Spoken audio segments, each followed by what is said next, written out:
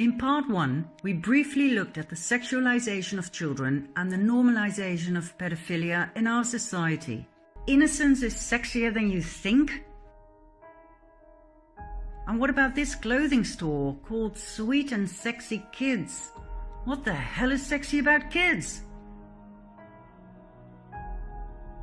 At an academic presentation at Cambridge University in June 2018, it was actually stated that the majority of men are probably pedophiles and that pedophilic interest is normal and healthy. The New York Times declared pedophilia not a crime but a disorder. And during 2 TEDx talks, pedophilia was presented not as a disorder but as a sexual orientation. Posters were spread. Now, of course, in order to make all of this legal, the age of consent had to go down, so that having sex with a child would no longer be a crime. No problem. Judges and politicians at the highest level did their utmost best to take care of that.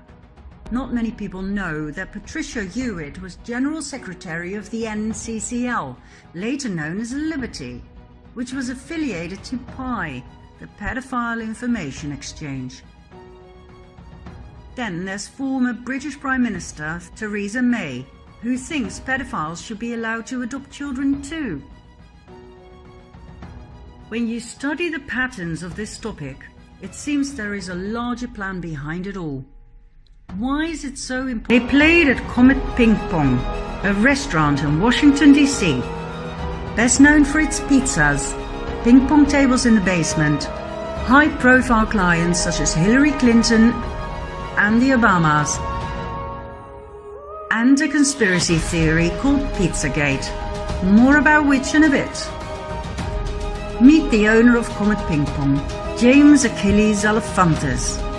When Alefantis started his restaurant in 2006, he didn't have much, according to himself.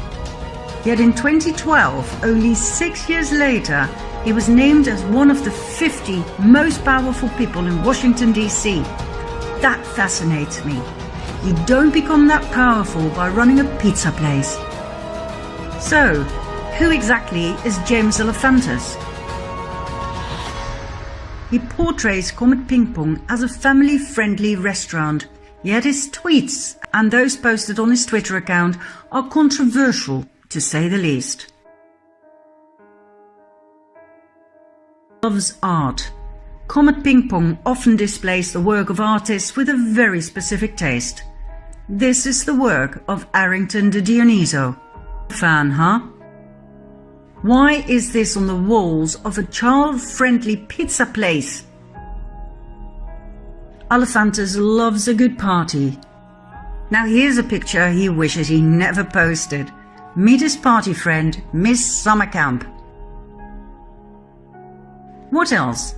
He had a love affair with David Brock, political consultant and founder of Media Matters for America, a progressive research and information center dedicated to comprehensively monitor, analyze, and correct conservative misinformation in the US media. In other words, an organization for censorship.